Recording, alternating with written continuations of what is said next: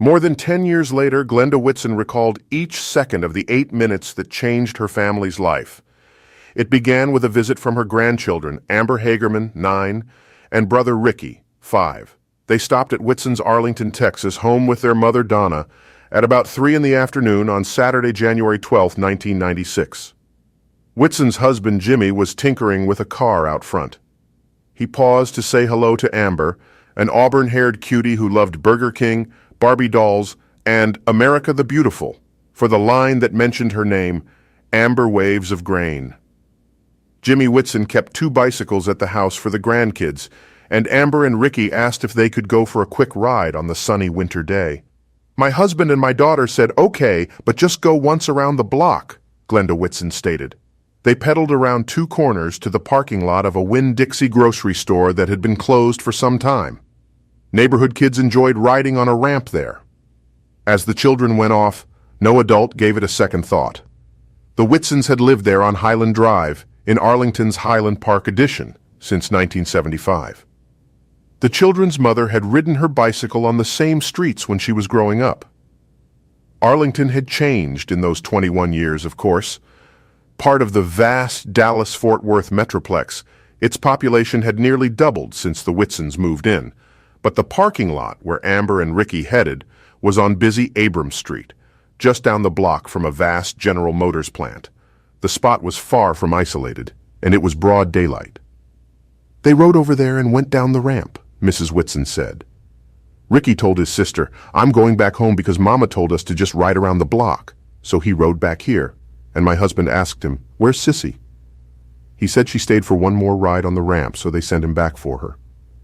Ricky Hagerman left, but returned a minute or 2 later and said, "I can't find Sissy." Jimmy Whitson jumped in his truck and sped to the parking lot.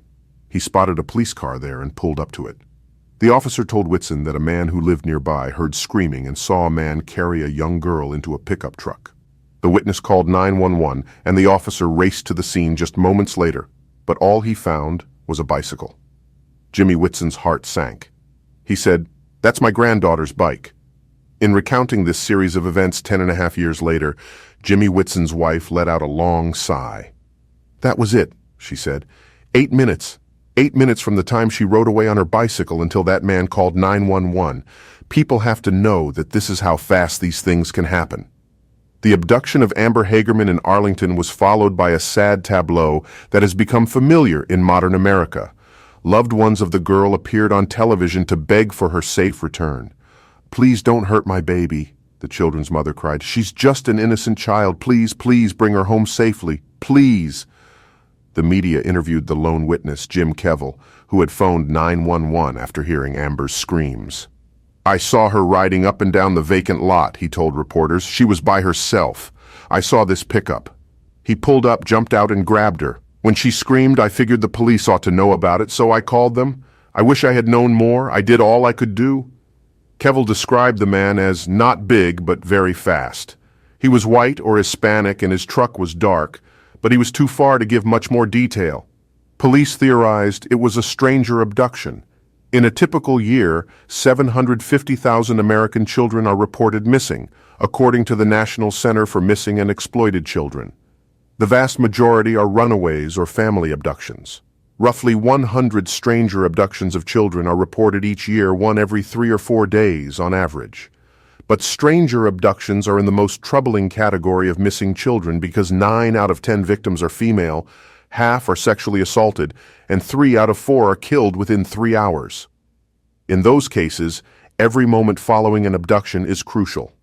The truck driven by Amber Hagerman's abductor was seen outside a laundromat near the Winn-Dixie Plaza before the girl was snatched. Police theorized it was an impetuous crime of opportunity since Amber had no established pattern of riding her bicycle there at that time of day.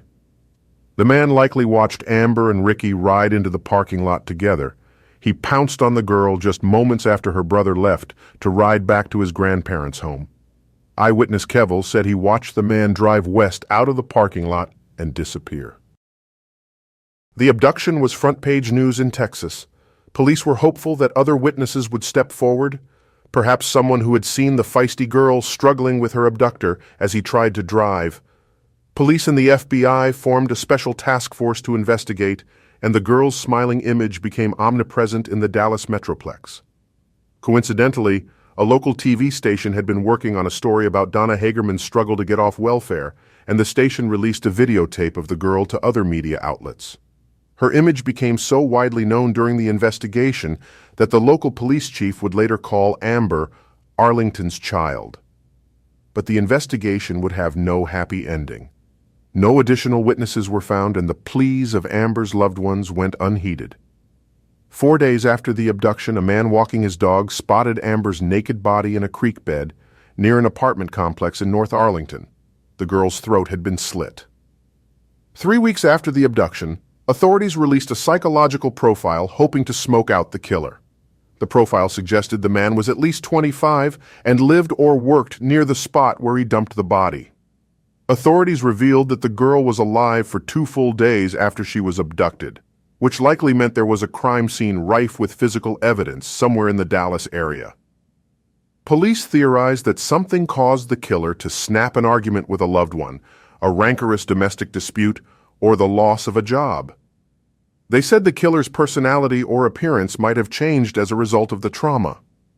As an Arlington police spokesman put it, "Our hope is someone out there will hear this and will think, gee, this sounds like someone I know." Plenty of people had that reaction.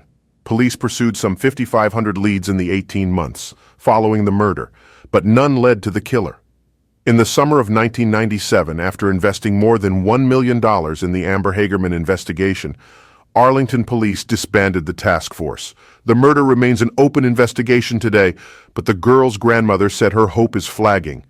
"They don't really have much to go on with the few fibers they found on her body, they tell us," said Glenda Whitson. "They're still working on it, and they call us now and then. They say they'll never give up." You lose hope after so many years that they'll ever find him, but I still have a little bit of hope. Mrs. Whitson said she prays the killer is caught in her lifetime. "It won't bring her back, but at least we would know that he got what he had coming to him," she said. In the meantime, Amber's loved ones take solace in her legacy. After the murder, a Dallas man asked a common-sense question. When a child is abducted and each minute matters, why can't the police and the media get together to inform the public with the same urgency as, say, a weather warning about a tornado or a hurricane? Radio and television executives in the Metroplex adopted the idea, and the Dallas Amber Plan was initiated in July 1997. Under the plan, police provide broadcasters with timely information about abductions, including photos and descriptions, so word can be spread immediately to the public. 16 months later, the Amber Plan proved its worth. Sandra Fallis, a babysitter with a drug problem, disappeared with an 8-week-old child. An alert went out and Fallis was apprehended within 90 minutes when a driver who heard the alert spotted the woman's truck. The child was safely returned. Houston set up its own Amber Plan in 2000, and 2 years later, Texas instituted a statewide Amber Alert. That same year, the U.S. Justice Department began coordinating the program for states and cities. Today, all 50 states and hundreds of cities have Amber Alert plans. Glenda Whitson says she has always stopped cold when she hears her granddaughter's first name on TV or radio. "My heart drops down to my shoes," she said, "because I know just what those people are going through." She calls the Amber Alert system the right legacy for her granddaughter. "It feels good when some child is brought home and our baby helped," said Mrs. Whitson. "You just look up to heaven and say, 'You did it again, baby.' Of course, I know sometimes it doesn't turn out well, but the Amber Alert gives them something more to go on from the very start." As more states joined the Amber system over the past decade, the number of children recovered rose sharply from 8 in 1999 to 26 in 2002 to 72 in 2003. And as of 2023, a total of 1,127 children have been safely recovered with the help of Amber Alerts. It has turned out that automobile descriptions and license numbers often are the most valuable information in successful Amber Alerts. Among examples, in June 2006, 2 toddlers were taken from their grandparents by the children's father, Katrin Walker. An Amber Alert was issued because the man had threatened violence. A citizen who saw the alert on television spotted the suspect's car near a lake and called the police. Walker stabbed to death one of his sons, but the other child was safely recovered. Mary Winkler, accused of murdering her preacher husband in Tennessee in March 2006, was apprehended 2 days after the shooting when a police officer in Orange Beach, Alabama, identified her van from an Amber Alert. The couple's 3 children were found unhurt in the van. In November 2005, an adult sex offender abducted a teenage girl in Hialeah, Florida. An Amber Alert was announced on electronic highway signs in the state, and a motorist who saw the alert spotted the car traveling in front of him. Police stopped the offender, who released the girl before killing himself. In January 2004, an adolescent girl was abducted by her uncle in Baltimore. A regional Amber Alert was issued, and 3 separate motorists called authorities after seeing the suspect's car near Stafford, Virginia. He was arrested, and the girl was rescued. In May 2003, an 11-year-old girl in St. Cloud, Minnesota was abducted by a 21-year-old house guest. An Amber Alert was issued in several states, including Utah, where the man had ties. A Utah state trooper who saw the alert spotted the suspect's car and arrested him.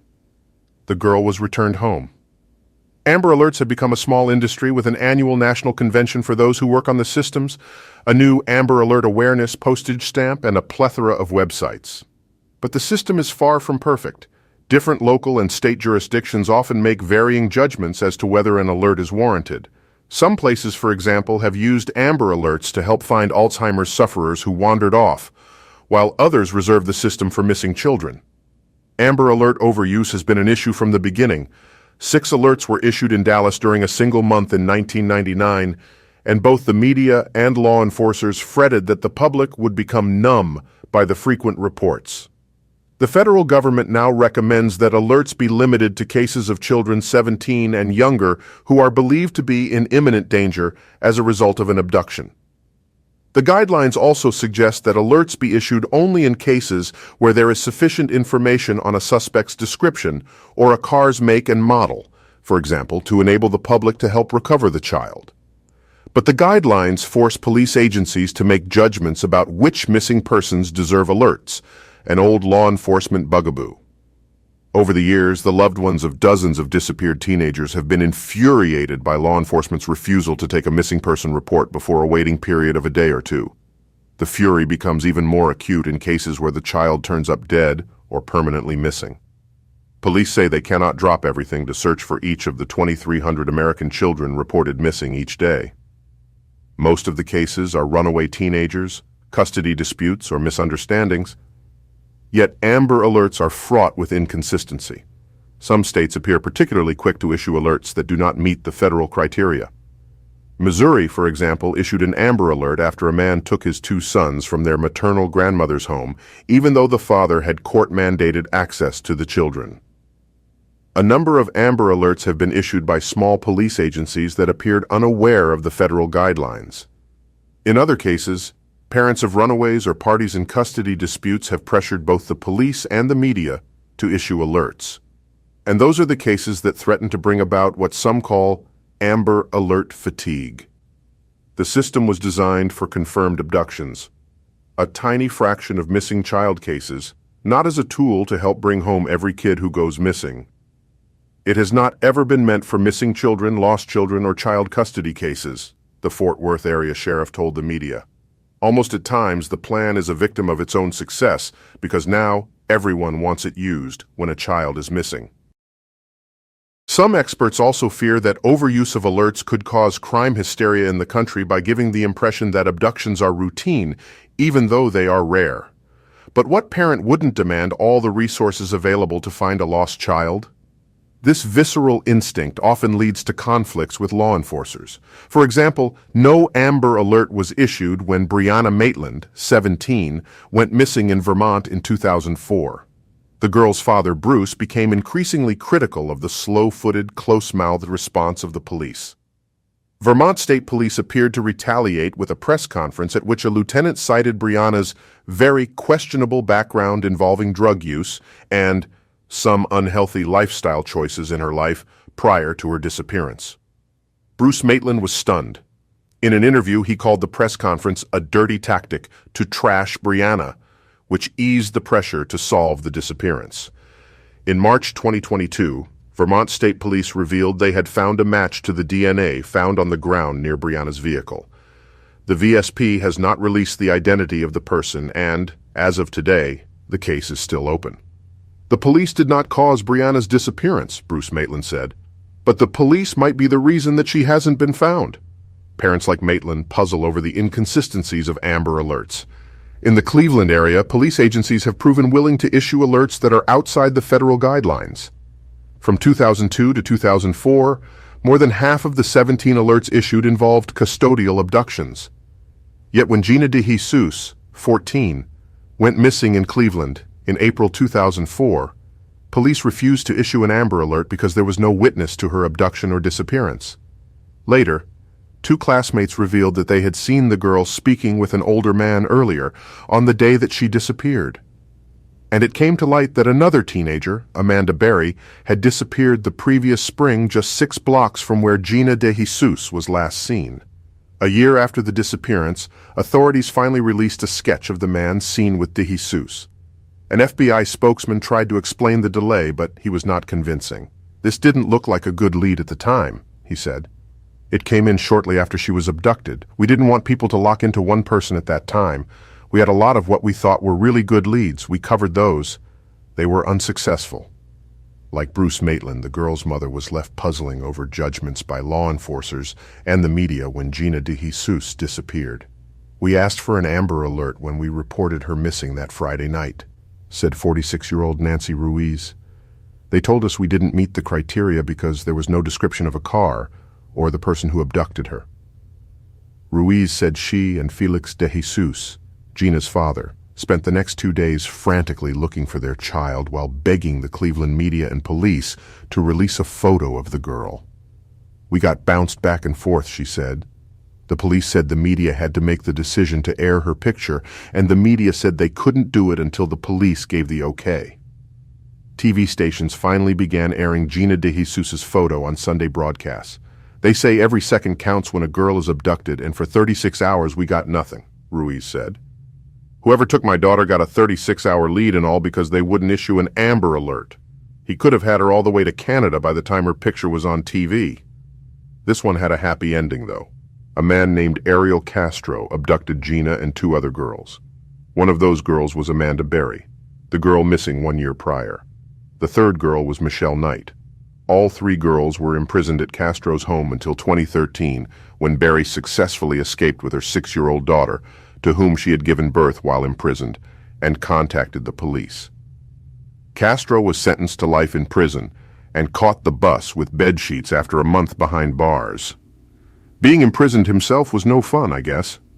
Judy Martin, a victims' rights advocate in Cleveland, said Amber Alerts are underused, too restrictive, and too subjective. "Too many kids get left out and are lost because of arbitrary decisions by law enforcement," said Martin, founder of 2 support and advocacy groups, Survivors, Victims of Tragedy, and Black-on-Black Crime. "It's unconscionable." She cited the case of Shakira Johnson, 11, who disappeared from a dance in Cleveland in the fall of 2003. Police declined to issue an Amber Alert, even though witnesses saw the girl get into a red car, a basis for an alert under federal guidelines. The child's dismembered body was found in a vacant lot a month later. Martin did not buy the Amber Alert fatigue argument that overuse of the system will lead to the same yawning response that people eventually had to the faces of missing children on milk cartons. "I think that's ridiculous," she said. "It's not like we're going to have 100 Amber Alerts each day in any individual area, maybe nationwide, but not in any given city or state." Nancy Ruiz said inconsistent decisions about issuing Amber Alerts have left her with the impression that law enforcers make value judgments about a particular child's worth. "If Gina had been a police officer's daughter, I have no doubt that she would have gotten an Amber Alert," Ruiz said.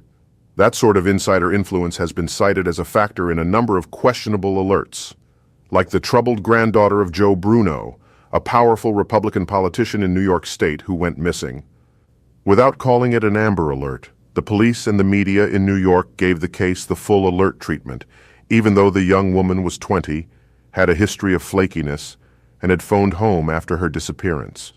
Her photo was omnipresent in the media for several days, and she was located in Times Square, walking with a man she had met on the internet.